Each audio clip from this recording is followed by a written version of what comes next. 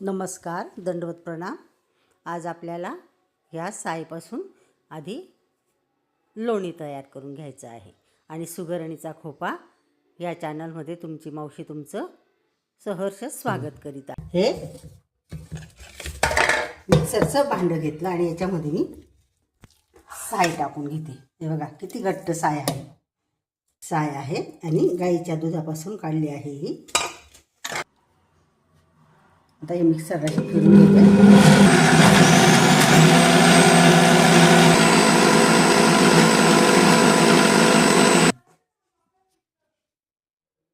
आणि याच्यात पाणी टाकून घेते आणि आता पाणी टाकून फिरवते। हे पाणी हे बघा किती सुंदर लोणी असं निघालं आहे आणि याच्यापासूनच बटर तयार होतं। आपण बटर पण करू शकतो याच्याने। हे बघा आणि आता मी या वाट्यात काढून घेते। केवढा मोठा लोण्याचा गोळा निघाला, बघितलं का? असं सुंदर। आता दुसरं टाकून घेऊ। दुसरं भांडं घेतलं होतं ते सुद्धा असं सुंदर असं लोणी निघालं आहे। कसे छान गोळे निघाले लोण्याचे। तुम्हाला आता मी हे सगळी जी काही साय आहे ना ही आपली ही करून घेते। आता हे दोन भांडे तुम्हाला करून दाखवले, हे सगळं करून घेते त्याचप्रमाणे। लवकरात लवकर लोणी निघालं मिक्सरमुळे आणि लोणी पण किती छान निघालं बघा। आणि जेव्हा साय काढताना तुम्ही तेव्हा पूर्णपणे सायच काढायची, दूध नाही काढायचं। मग त्याच्यामुळे आपलं लोणी लवकर निघत नाही जर का आपण दूध काढून घेतलं सायसोबत।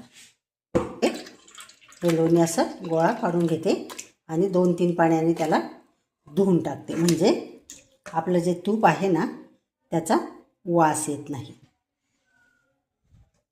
हे बघा असं हे असं पाणी टाकून घेते आणि आपलं जे लोणी आहे त्याला धुवून काढते।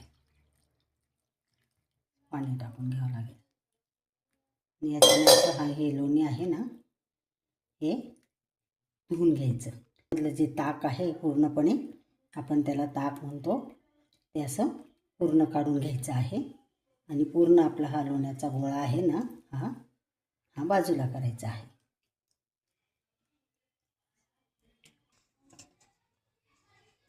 हे बघा एवढं स्वच्छ होईपर्यंत लोणी, एवढं पाणी स्वच्छ झालं बघा। एवढ्या पाण्याने धुतलं लोणी आणि आपलं हे लोणी एवढं निघालं।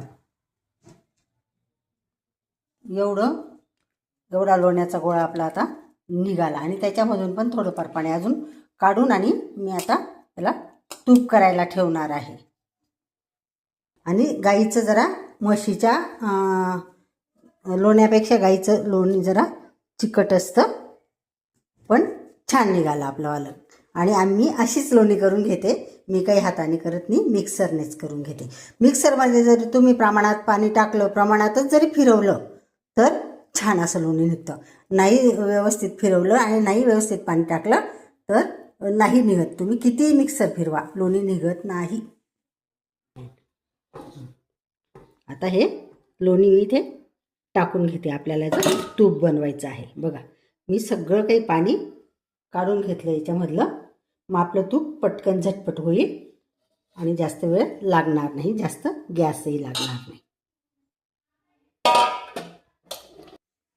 हे बघा आता गॅस आपण सुरू करून घेतला आणि याच्यावर पातेलं ठेवते मी लोण्याचं आणि याचं आपण तूप करणार आहोत आणि तूप झाल्यावर दाखवते मी तुम्हाला किती तूप झालं। सुरुवातीला आपण लोणी ठेवलं आणि 5-10 मिनिटात पाहिलं मी तर हे असं लिक्विड झालं आहे असं आणि गाईचं दूध असल्यामुळे पिवळं आहे। तूपसुद्धा पिवळंच असतं आणि दूधही पिवळंच असतं गाईचं, असा छान कलर असतो। आणि आता त्याचं इथपर्यंत आलं आहे। आता सगळं काही लोणी वितळून गेलं आहे आणि आता याचं तूप बनायला वेळ लागेल आणि तूप बनल्यावर मी तुम्हाला दाखवेलच। तूप या कंडिशनला आहे आपला आता होईलच तूप 10 मिनिटात। आणि आपल्याला इकडे आपण भाकरी करून घेतली आहे. ही बघा अशी भाकरी करून घेतली आहे, तंब फुगलेली भाकरी ही अशी करून घेतली आहे बघा. आणि दुसरी भाकर आहे आपल्या ताटामध्ये. अशा 2 भाकरी केल्या आणि आता हे गिलक्याची भाजी करून घेणार आहे मी. गिलक्याची भाजी, 2 भाकरी आणि हे तूप चालू आहे इकडे आपलं. आणि हा एक्झॉस्ट फॅन आहे ना, याचा आवाज येतो आहे तुम्हाला. जेव्हा व्हायचं असतं ना तेव्हा असं होत असतं. आणि आता तूप होईलच थोड्या वेळाने. आता सगळं त्याच्यामधलं जे पाणी होतं ना ते आटलं आहे. हे छान असं तूप तयार झालं आपलं फायनली. आणि किती स्वच्छ आहे बघितलं का तुम्ही. अगदी दुधामधून अर्क काढून घेतलेलं आहे, साजूक तूप आहे हे. आणि अगदी हे बघा तुम्हाला दाखवते मी किती सुंदर झालं आहे. आता गाळून घेऊ आपण त्याला.